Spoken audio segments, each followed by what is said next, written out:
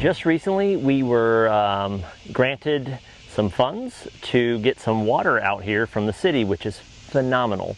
So over this last 2 seasons, we've been collecting rainwater, and when that runs out, because we're here in South Carolina and it runs out, I've had the fortune of having an individual come in and actually bring me water from his pond. Truck, trailer, tote, multiple pumps, and lots of travel time. So that's going on, and it's had to happen. I mean, during our drought periods, we've had 2 loads of water every week, just trying to water the garden.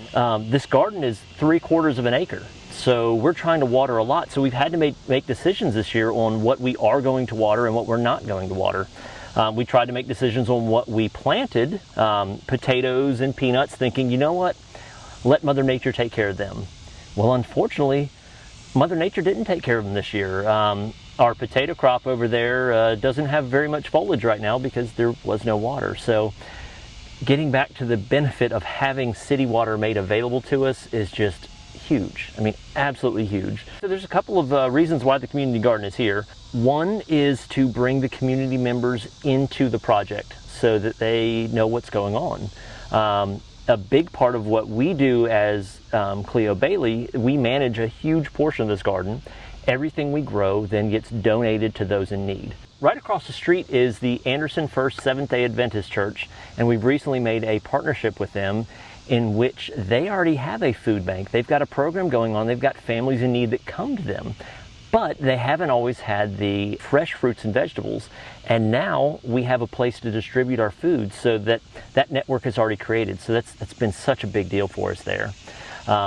Additionally, we partnered with them and another group, and we started a community East Side Fun Day, and it was awesome. We had a big water slide out here.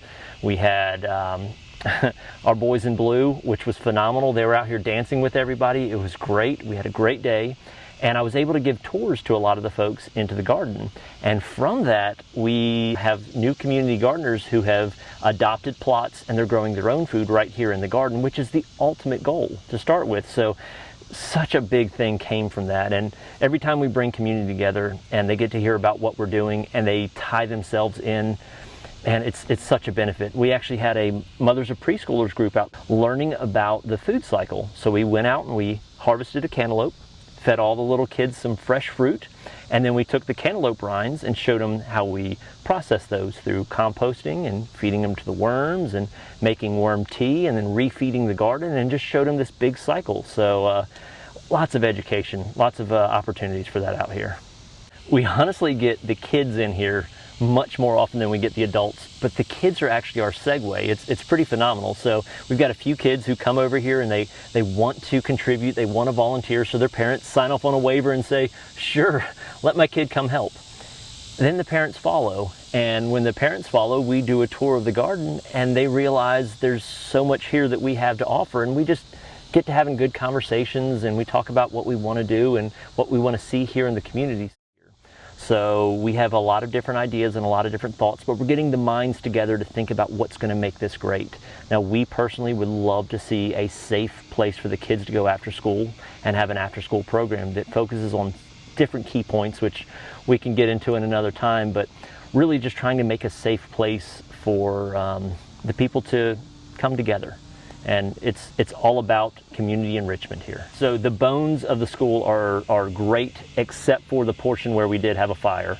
So the front portion of the school, there was an apartment built there and there was a fire there. So the roof has collapsed in, the floor is collapsed. It's a bit of a mess. So right now we would love the opportunity to raise the funds to dry in that section, because as many people know, once water infiltrates a building, if it doesn't get stopped quickly, it becomes a cancer and it starts rotting and working its way out. So we need to stop that as quickly as we possibly can. If you do want to donate, please go to cleobailey.org. On our website, of course, there's a menu there, and you can find the donate button. You're welcome to click there. There are other ways that you can get involved. If donation of money doesn't work for you, there's donation of time, there's donation of interest that you have. Just click the link, fill out a little small questionnaire, and tell us who you are and how you want to get plugged in, and we'll do our very best to get you plugged in. Now, keep in mind, as much as we want this to grow and as much as we want this to be all the things that it can be, We're still doing this as a weekend project. So if we don't get back to you quickly, we really apologize. We are still working 9 to 5s. We have potatoes and sweet potatoes. We have peanuts. We have watermelons, cantaloupes. We just put in 120 feet of pumpkin patch so that this October we can have jack-o'-lanterns for all the folks in the neighborhood.